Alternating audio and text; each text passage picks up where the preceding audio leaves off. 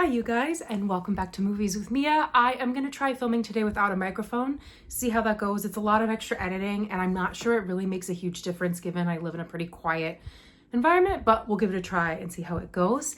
I am reviewing both Wicked and Heretic today, hence the makeup, but we're going to get started with Heretic first because I saw it first. So I saw Heretic a couple nights ago and the reviews on this have been actually quite mixed. I had some people say they loved it. I heard other people feel like it was kind of a bust, and so I went in a little bit apprehensive, and for the most part, I have to say, I had a really good time.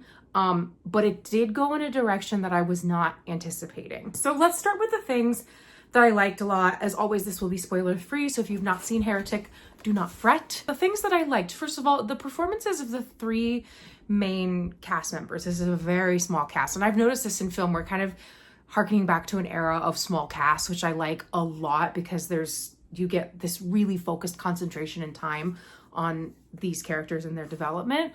The performances of Chloe East, Hugh Grant, and Sophie Thatcher I thought were excellent. Of course, some of the dialogue was a little weird and clunky, and Hugh Grant really has to carry this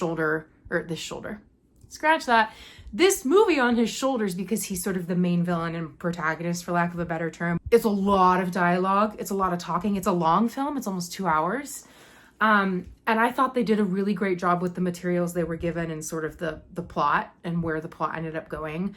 And for a slow burn thriller, it can be really hard to hold attention in that way, but I thought all three of them did an excellent job. I also, in true A24 style, loved the cinematography, the lens work, the lighting, the coloring. It was very spooky, felt kind of Hereditary-esque, lots of browns, lots of darkness.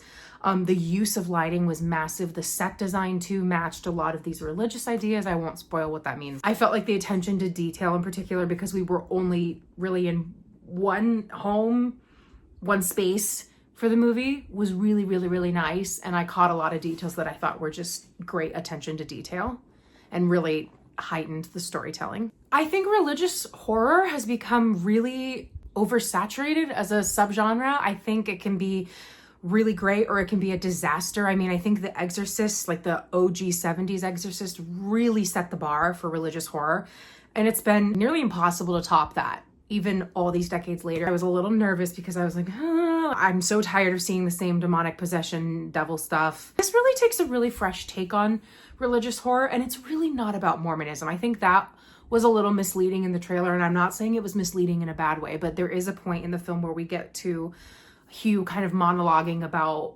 all different types of religion, and the overarching themes can apply to Christianity, Buddhism, etc., not just Mormonism. So yes, Mormonism is kind of the conduit to which we enter these larger ideas, but it's not really the sole focus of the film, which I thought it was going to be when I saw the trailer. So that was great advertising on the film's part, at least in my mind. Let's talk about three things that weren't my favorite. I think it's way too long. I feel like film is kind of venturing into 2 hour plus territory. In fact, the last 3 to 5 films I saw in theaters were 2 hours or even longer, with Wicked and The Substance both being 2.5. And that's fine. That doesn't bother me per se, but when a movie is that long, I do feel like it really needs to be justified. And with Heretic, I loved the slow burn first half. Like, I heard a lot of people be like, the first half was so slow, but Hugh Grant's performance had me so captivated, I did not care. And I could listen to him monologue about the rain falling outside, literally anything, because he's that talented.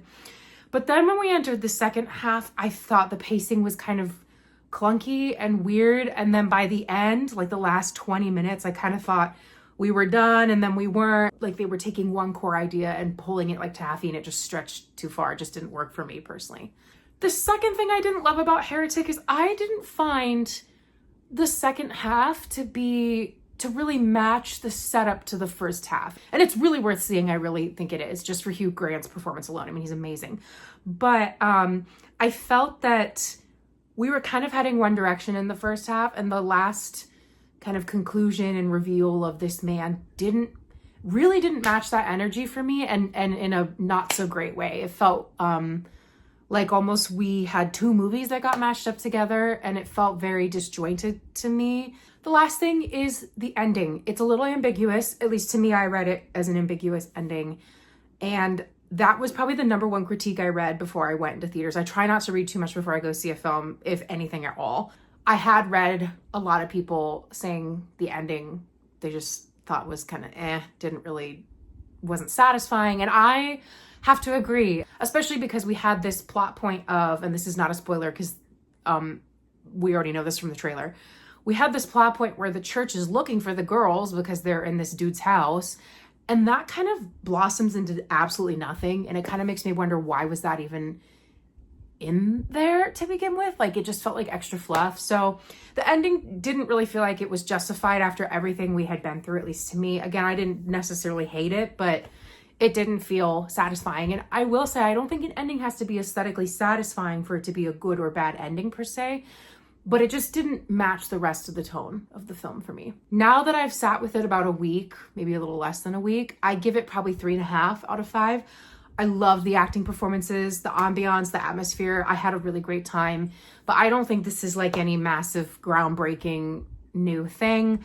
I think the casting really is its strongest suit, and the acting, and some of the monologues are absolutely a true masterclass in acting to watch and enjoy. And I think all three of these actors are just amazing. But there's just a lot of loose knots that weren't fully tied, or plot points to me that weren't fully kind of fleshed out, that I think ultimately did not make this movie kind of up to that 4.5 level notch for me. Would I see it again? Probably, just to kind of take a closer look at Hugh Grant's performance and some details in the set design that I probably missed the first time. I would recommend everyone go see this, you know, kind of keeping these things in mind. It's still really enjoyable. I think it's also a great one to see in theaters because of the soundscape and the lighting. Give Heretic a try. Those are my thoughts, and I will catch you guys next time. Bye.